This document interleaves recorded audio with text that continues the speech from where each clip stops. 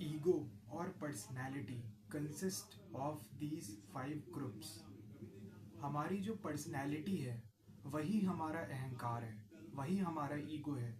और ये जो पर्सनैलिटी है, ये गौतम बुद्ध ने बताया कि ये 5 ग्रुप्स, जो कि आम ग्रुप्स नहीं है, ये 5 ग्रुप्स ऑफ ग्रास्पिंग है। 5 ग्रुप्स ऑफ ग्रास्पिंग। ग्रास्पिंग एक शब्द है जिसका मतलब है कि कुछ मांगना, कुछ लेना, कुछ बाहर से हम ले रहे हैं। तो ये जो ग्रुप्स हैं, 5 ग्रुप्स हैं, इन्हीं इन्हीं 5 ग्रुप्स से हमारी पर्सनैलिटी बनी है और यही हमारा अहंकार बनाती है। मतलब ये जो हमारी पर्सनैलिटी है यही अहंकार है, यही ईगो है। The material body provides the basis of the personality. और हमारा जो मटेरियल बॉडी है, हमारा जो ये शरीर है, ये पर्सनैलिटी का पहला पार्ट है। 5 ग्रुप्स से मिलकर पर्सनैलिटी बनी है। तो उसमें जो पहला ग्रुप है वो है मटेरियल बॉडी। मटेरियल बॉडी मतलब कि ये जो हमारा शरीर है, जो हमें दिखता है अपने आईने में, ये हमारा पहला ग्रुप है जिससे हमारी पर्सनैलिटी बनती है या फिर हमारा अहंकार बनता है। It originates in the moment of conception from the chemical materials the Buddha। और ये जो हमारा मटेरियल बॉडी है ये कब जन्म लेता है? ये गौतम बुद्ध ने बताया ये जन्म लेता है कॉन्सेप्शन में। जब एक स्पर्म, मेल स्पर्म, एक मेल का, एक इंसान का जो ह्यूमन बीइंग है, वो मेल का स्पर्म जब ओवम से जाके मिलता है, महिला के गर्भाशय में ओवम जो होता है, अंडा, उससे जब मिलता है तब इस मटेरियल बॉडी का जन्म होता है। और ये मटेरियल बॉडी बनती है चार मेन चीज़ें हैं जिनसे गौतम बुद्ध ने बताया कि ये मिल के बनता है। अर्थ, धरती, वाटर, फायर एंड एयर, पानी, आग, और एयर, हवा। These make up the female egg and the male spermatic cell. और यही 4 चीज़ें हमारे इस मेल के स्पर्म को बनाती हैं और एक फीमेल के अंडे को भी यही बनाती हैं। They also furnish the matter for building up the body. और यही 4 चीज़ें हमारी शरीर की देखरेख करती हैं जब तक हम जिंदा रहते हैं। Formed by these elements it is through out life sustained bye them. और इन्हीं 4 एलिमेंट्स, जो कि ये धरती, आग, पानी और हवा, यही 4 एलिमेंट्स से हमारी बॉडी जिंदा रहती है जब तक हम मरते नहीं हैं, और हमें सस्टेन करती है, जब तक हम जिंदा हैं तब तक सही रखती है। इन्हीं 4 चीज़ों से मिलकर बनती है। तो गौतम बुद्ध ने बताया कि हमारा जो ईगो है वो पर्सनैलिटी है हमारी, और पर्सनैलिटी बनी है 5 ग्रुप्स से, जो कि हैं 5 ग्रुप्स ऑफ ग्रास्पिंग, जो कुछ मांग रहे हैं, ऐसे ग्रुप्स जो कुछ खींच रहे हैं, जो बाहर से ले रहे हैं। जिसमें से पहला ग्रुप जो है वो है मटीरियल बॉडी, फिजिकल बॉडी। और गौतम बुद्ध ने बताया कि ये फिजिकल बॉडी का जन्म होता है जब एक मेल स्पर्म सेल फीमेल के अंडे से मिलता है। और इन 4 एलिमेंट्स, अर्थ, वाटर, फायर, एयर के होने से ये शरीर बनता है। और जब तक हम जिंदा हैं यही 4 एलिमेंट उसे जिंदा रखते हैं। This body endowed with 6 organ of sense is designated as the corporeal form और रूप। गौतम बुद्ध ने इस शरीर को बोला, इस शरीर में 6 ऑर्गन्स हैं of sense, organs of sense. जैसे हमारी एक ऑर्गन है, हमारी आँख, हमारे कान, हमारा मुंह, ये ऑर्गन ऑफ सेंस। हमारी आंखें देख रही हैं, हमारे कान सुन रहे हैं, हमारा मुंह टेस्ट कर रहा है, जीभ हमारी स्किन फील कर रही है। तो ये जो ऑर्गन ऑफ सेंस, ये सेंस ऑर्गन्स हैं, ये सारा मिलकर इस शरीर को जन्म दे रहे हैं। इसको गौतम बुद्ध ने बोला है रूप बोला है। The basis of personality, the body together with sense organ is only a collection of matter from external nature. Gautam Buddha ने बताया ये जो पर्सनैलिटी का जो बेस है, जो फंडामेंटल बुनियादी चीज है, वो है ये शरीर, रूप। और ये बाहर से उधार लिया गया है, नेचर से, बाहर की चीज़ों से बना है। ये शरीर भाई खाने से बना है और खाना धरती से आता है। हवा, पानी, आग, ये शरीर को जिंदा रखती हैं, तो ये बाहर से ली गई चीज़ें हैं। Thus, for the Buddha, personality is mere conjunction of substances comprised in 4 chief elements। Gautam Buddha ने हमें ये बताया ये जो पर्सनैलिटी है ये सिर्फ कंजक्शन है, जोड़ है। किन चीज़ों का जोड़ है? ये जो बाहर से लिया गया है उधार, ये शरीर बाहर से उधार लिया है, ये ज़मीन इस धरती का हिस्सा है, मिट्टी, हवा, पानी, आग, ये उसका हिस्सा है, उससे उधार लिया गया है। पर सिर्फ शरीर के होते हुए पर्सनैलिटी का जन्म नहीं होता, क्योंकि जब ये शरीर मर जाता है, जब ये शरीर को जलाने ले जाते हैं तो शरीर तो होता है ना, पर पर्सनैलिटी उसमें नहीं होती, वो बात नहीं करता, उसका ईगो, अहंकार खत्म हो चुका होता है। इसका मतलब सिर्फ शरीर होने से पर्सनैलिटी का जन्म नहीं होता, कुछ और भी होता है ना। ये तो सिर्फ एक ग्रुप है, एक ग्रुप ऑफ ग्रास्पिंग है। ये तो पहला ग्रुप है, मटेरियल बॉडी। अभी 4 ग्रुप्स और हैं जिनकी जब ये पांचों मिलते हैं तब पर्सनैलिटी का या फिर अहंकार का जन्म होता है। The body and the 6 organs of sense only form the basis of personality. ये शरीर और ये जो 6 organs हैं, सेंस organs, ये सिर्फ बेस की तरह काम करते हैं इस पर्सनैलिटी को जन्म देने के लिए। अभी और भी ग्रुप्स हैं, जब ये साथ में मिलेंगे तब पर्सनैलिटी का जन्म होगा।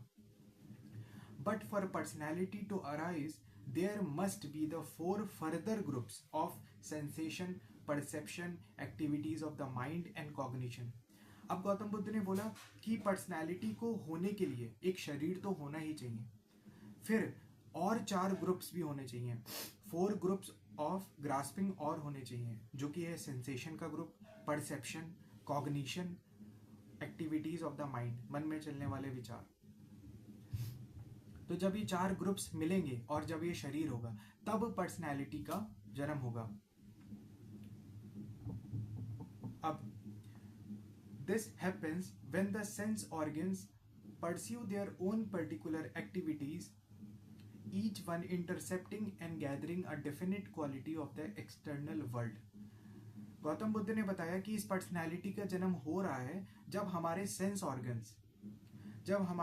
ऑर्गन्स बाहर की दुनिया से कुछ इकट्ठा कर रहे हैं, कुछ डेफिनेट अमाउंट में इकट्ठा कर रहे हैं। इसका मतलब क्या है? डेफिनेट अकाउंट में, जैसे हमारी आंखें कुछ पर्टिकुलर रेंज तक ही देख सकती हैं। जैसे चमगादड़ हैं तो उनको इंफ्रारेड लाइट भी दिखती है, पर हमारी आंखें सिर्फ विजिबल लाइट को देख सकती हैं। जो फिजिक्स जानते हैं उनको पता होगा कि हमारी आंखें कुछ पर्टिकुलर एक वेवलेंथ, लाइट की वेवलेंथ को देख सकती हैं, जिसको विजिबल लाइट बोलते हैं। पर चमगादड़ वो इंफ्रारेड लाइट को भी देख सकते हैं। उनका आंखें ऐसे डिज़ाइन करी हैं कि वो इंफ्रारेड को देख सकते हैं, पर हम इंफ्रारेड को नहीं देख सकते, क्योंकि अगर माइक्रोवेव अवन जो होता है उसमें इंफ्रारेड होती है। तो जब हम उस ढक्कन को खोलते हैं उसके अंदर इंफ्रारेड लाइट है जो कि खाना को गर्म कर रही है, पर हम देख नहीं पा रहे क्योंकि हमारी आंखें सक्षम नहीं है देखने के लिए। पर अगर वहाँ पर एक चमगादड़ होता तो वो देख सकता था इंफ्रारेड लाइट को। तो गौतम बुद्ध ने बताया कि हमारी जब ये सेंस ऑर्गन्स कुछ पर्टिकुलर, कुछ डेफिनेट अमाउंट में बाहर से इकट्ठा करती हैं चीज़ें, जैसे हमारी आंखें इकट्ठा करती हैं, कान इकट्ठा करते हैं, हमारी स्वाद, जीभ इकट्ठा कर रही है, कुछ डेफिनेट अमाउंट में इकट्ठा कर रही है बाहर से चीज़ों को, एक्सटर्नल वर्ल्ड से इकट्ठा कर रही है। और सबका काम अलग है। हर सेंस ऑर्गन का काम, आंखें देखना, कान सुनना, स्किन फील करना, सबका काम अलग है। और ये सारी चीज़ें जब काम करती हैं एक मशीन की तरह, एक मशीन में, ये शरीर मशीन है, आंखें देख रही हैं, कान सुन रहे हैं, जीभ चख रही है, ये मशीन की तरह काम कर रहा है, बाहर से इकट्ठा कर रहा है चीज़ों को। फिर क्या होता है? और इन्हीं 4 ग्रुप से मिलकर पर्सनैलिटी का, अहंकार का जन्म होता है। जब ये सेंस ऑर्गन्स अपना काम करते हैं तब पर्सनैलिटी का जन्म होता है। तो सबसे पहले शरीर होना चाहिए, उसके बाद ये सेंस ऑर्गन जब अपना काम करना शुरू करते हैं, आंखें देखती हैं, कान सुनते हैं, ऐसे जब ये काम करना शुरू करते हैं तो पर्सनैलिटी धीमे धीमे बनती है। Having listed the 5 senses of sight, hearing, smell, taste and touch, the Buddha said. जब गौतम बुद्ध ने ये 5 चीज़ों को रख दिया, इन 5 सेंसेस को, आंखें देखती हैं, कान सुनते हैं, स्मेल, नाक सूंघती है, टच, स्किन फील करते हैं, टच, तब बुद्धा सेड, तब गौतम बुद्ध ने बोला, do not these senses have a central point. अब गौतम बुद्ध बोल रहे हैं कि ये सेंसेस काम कर रही हैं अपना, क्या इनका एक सेंट्रल पॉइंट है? जैसे कि जैसे कि जैसे कि ड्रग्स मार्केट में इलीगल तरीके से मिलते हैं, लोग खरीदते हैं, तो कोई तो बीच में होगा ना जो इस पूरे ऑर्गेनाइजेशन को चला रहा है, ड्रग्स को। कोई तो बीच में सेंटर पॉइंट होगा ना जो इसको रेगुलेट कर रहा है, चला रहा है। तो गौतम बुद्ध ने बोला कि ये सेंस ऑर्गन्स हमारे काम तो कर रहे हैं, पर कोई सेंटर पॉइंट तो होना चाहिए ना जहाँ से ये सारी चीज़ें काम कर रही हैं, हमारी पर्सनैलिटी का जन्म हो रहा है। कुछ तो होगा ना बीच में centre point. And does not something share in their domain and sphere action. इसका मतलब कि आंखें देख रही हैं तो इनका एक डोमेन है, इनका एक अलग सर्कल है। कान सुन रहे हैं, इनका एक अलग काम है। जीभ खा रही है, नाक सूंघ रही, तो इन सारे हिस्सों में कुछ तो कॉमन होगा जो इन सबको जोड़ता होगा एक संग, जो सबको एक संग जोड़ता होगा, कुछ तो होगा कॉमन। तो गौतम बुद्ध ने बताया these 5 senses have thinking as a central point. मना, गौतम बुद्ध ने कहा इन सेंटर पॉइंट है वो है थिंकिंग, सोचना, विचारना। And thinking shares in their domain and sphere of action. मैंने किसी को देखा, मुझे कोई पसंद आ गया, मेरी आंखों ने बाहर की दुनिया से इकट्ठा किया कुछ, मैंने देखा, मुझे पसंद आ गया। अब कुछ तो सेंटर में होगा, मैंने जैसे देखा मुझे पसंद आया, मुझे भी चाहिए ये वाली चीज, मुझे भी चाहिए। थिंकिंग, गाना सुना, बाहर से इकट्ठा हुआ कान से, अच्छा है गाना, मुझे भी चाहिए गाना अपने पास फोन में। तो थिंकिंग बाहर से कानों ने इकट्ठा किया, आंखों ने इकट्ठा किया, सेंटर पॉइंट पे थिंकिंग ने, विचार ने पर्सनैलिटी को और जन्म दिया और आगे बढ़ाया, अहंकार को बिल्डअप किया। मुझे तो ऐसा गाना पसंद है, मुझे तो ऐसे लोग पसंद है, और अहंकार बन रहा है और पर्सनैलिटी बन रही है। It is form from the interlocking of sense organs and the object of that sense that a content of consciousness arises। ये बहुत खूबसूरत चीज है। It is from the interlocking. Gautam Buddha बोल रहे हैं ये जो थिंकिंग होती है, विचारना होता है, ये तभी चालू होता है जब हमारी आंखें या हमारा कोई भी सेंस ऑर्गन बाहर की चीज को देखता है और उसको देखकर आइडेंटिफाई करता है। एक इंटरलॉकिंग होती है, एक कनेक्शन बनता है। जैसे मैंने कोई चीज देखी, मुझे पसंद आई, तो एक कनेक्शन बन गया। अब कॉन्शियसनेस का जन्म होगा, कंटेंट ऑफ कॉन्शियसनेस की। अब थिंकिंग, विचार प्रक्रिया चालू होगी, जिससे हमारा अहंकार, पर्सनैलिटी का, और पर्सनैलिटी ठोस होगी, ईगो और ठोस होगा, और इसी ईगो से हम बार बार जन्म लेंगे। अभी हमारे संग रहना, अभी और पढ़ेंगे तो और गहराई में जाएंगे। तो गौतम बुद्ध ने बोला कि जब ये इंटरलॉकिंग होती है तब कॉन्शियसनेस का जन्म होता है, कॉन्शियसनेस विचारों का जन्म होता है, पर्सनैलिटी और गहरे से ठोस होती है। अब एक एग्जाम्पल से गौतम बुद्ध समझाते हैं। If the organ of vision exist intact, कह रहे हैं कि अगर ऑर्गन ऑफ विजन मतलब कि तुम्हारे पास आंखें हैं, ठीक है, तुम देख सकते हो, but external forms do not come with in its range, hence the proper interlocking is lacking.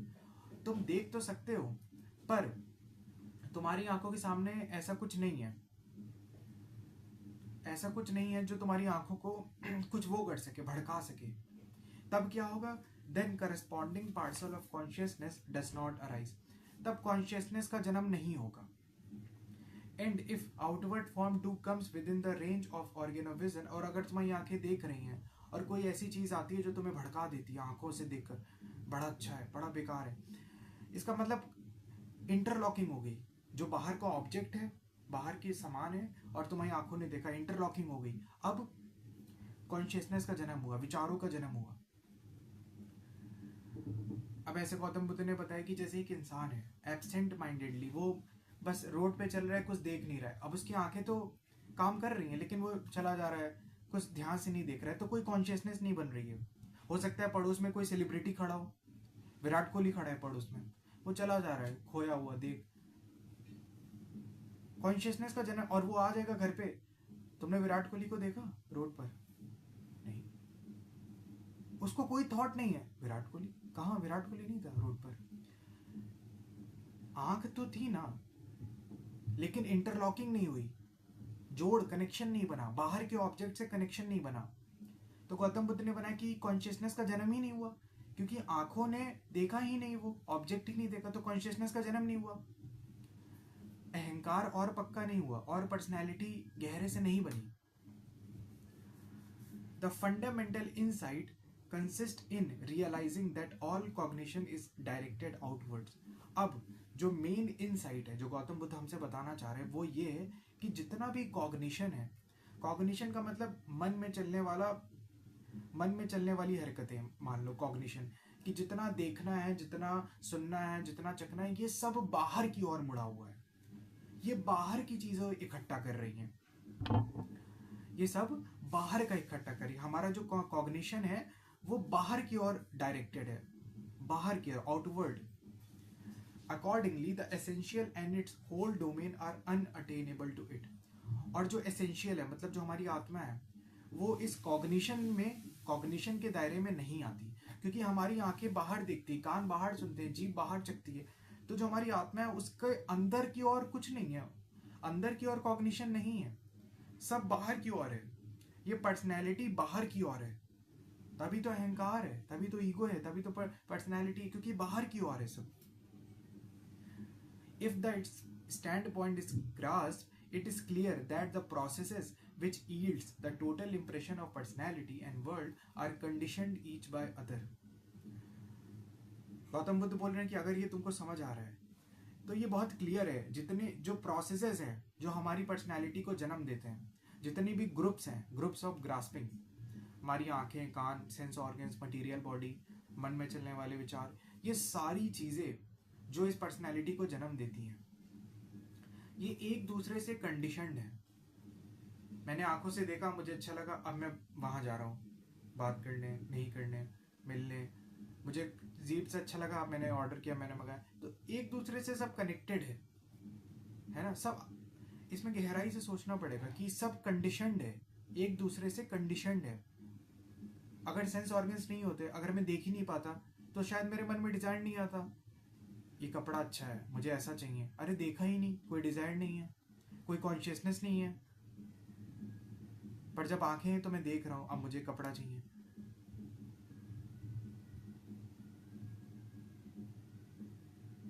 कोई फिल्म देख रहे हैं, आंखों से देख रहे हैं, कान से सुन रहे हैं, अच्छा लग रहा है ना। अब हम और डिजायर कर रहे हैं, देखना है, मुझे और देखना है, ऐसा कुछ और देखना है। तो ये सब कंडीशनड है, आपस में एक दूसरे से रिलेटेड है, सब जुड़ा हुआ है। और ये बाहर की ओर है, एक्सटर्नल वर्ल्ड में बाहर की ओर है। One arises through other. The formula of origination through interdependence must be taken quite impersonally. तो गौतम बुद्ध ने जो फॉर्मूला दिया था, ओरिजिनेशन थ्रू डिपेंडेंस, इंटरडिपेंडेंस, इसको हम इम्पर्सनली लेते हैं। इम्पर्सनली का मतलब कि हम इसमें अपना पर्सनल विचार नहीं जोड़ सकते कि ऐसा क्यों, क्योंकि आंखें देख रही हैं, कान सुन रहे हैं, तो भाई वो करस्पॉन्डिंग पार्सल ऑफ कॉन्शियसनेस का जन्म होगा ही होगा। तो हम जबरदस्त ऐसा नहीं बोल सकते कि ऐसा क्यों हुआ, ऐसा क्यों, कोई तो भगवान बैठा है, कुछ तो कर रहा है। नहीं, इम्पर्सनली देखना है, अपना पर्सनल बिलीफ नहीं डालना इसमें। ओरिजिनेशन थ्रू डिपेंडेंस में हमें यही गौतम बुद्ध ने बताया कि इसमें तुम्हें अपना कोई पर्सनल नहीं डालना कुछ भी। ये मशीन की तरह है, ये फैक्ट्री की तरह है, ये प्रोसेसेस हैं जो काम कर रहे हैं, और उन प्रोसेसेस के काम करने से, सेंस ऑर्गन्स के काम करने से अहंकार का जन्म हो रहा है, पर्सनैलिटी बन रही है, थिंकिंग का, विचारों का जन्म हो रहा है। ठीक है।